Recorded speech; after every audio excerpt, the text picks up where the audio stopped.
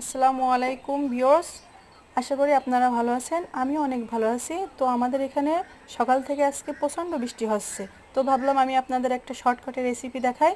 তো চলেন শুরু করা যাক। প্রথমে গরুর গোশত নিছি 1 কেজি। আমরা চুলায় প্যান বসিয়ে দিয়েছি, তারপরে সাদা সয়াবিন তেল দিয়ে দিছি পরিমাণ মতো। এখন পেঁয়াজ আর রসুন বাটা দিয়ে তেলে নাড়াচাড়া করব। যখন পেঁয়াজ আর রসুন বাদামি রং হয়ে যাবে তখন আমরা আদা বাটা, জিরা বাটা, গরম মশলা একসাথে পেস্ট করা আছে সেটা ঢেলে দেবো। সেটা ঢেলে দেওয়ার পরে আমরা নাড়তে থাকবো। নাড়ার পরে আমাদের যখন সব মশলা একটু বাদামি কালার চলে আসবে তখন আমরা এবার ঝালের গুঁড়া দেব 3 টেবিল চামচ, পরিমাণ মতো লবণ, পরিমাণ মতো হলুদের গুঁড়া দিয়ে মশলাটা সুন্দর করে কষিয়ে নেব, যাতে মশলাটা তলায় না লেগে যায়।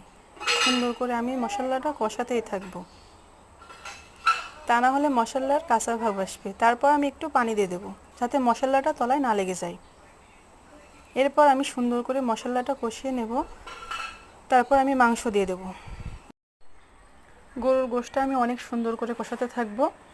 অনেক সুন্দর করে কষালে অনেক ভালো হবে।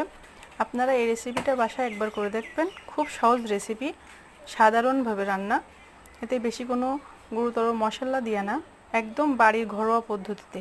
তারপর আমি একটু পানি দিয়ে দেবো। তারপর আমি কিছু আলু ভেজে রেখেছিলাম, যেটা আপনাদের দেখানো হয়নি। সেই আলুটা একটু ফুটে উঠলে তারপরে আমি সেই আলুটা দেব। গোশ একটু গলে আসলে আমি এবার আলুগুলো দিয়ে দেব। আলুগুলো দেওয়ার পরে আবার সুন্দর করে কষাতেই থাকবো। অনেক সুন্দর করে কষালে মাংসটা অনেক সুন্দর লাগবে। আমি এখন কষাতে থাকবো গরুর মাংসটা। কষানোর পরে আমি এবার অল্প একটু ঝোল দিয়ে আমি আরও একটু কষিয়ে নিচ্ছি, যাতে মাংসটা অনেক সুন্দরভাবে কষানো হয়। আপনি যত গোশতটা কষাবেন তত টেস্ট বাড়বে, এই জন্য আমি অনেক সুন্দর করে কষাচ্ছি। আপনারাও এভাবে কষাবেন। তারপরে আমি অল্প একটু ঝোল দিয়েছি, যেহেতু আগে একটু বেশি ঝোল দিয়েছিলাম। এবার আমি একটু অল্প ঝোল দিয়ে গোশ ফুটে উঠলে নামিয়ে নেব। আমার আলু গোশের পাতলা ঝোল, গরুর গোশের পাতলা ঝোল। আমার গোশের কালারটা এত সুন্দর হয়েছে, দেখলেই অনেক মনে হচ্ছে টেস্ট হবে।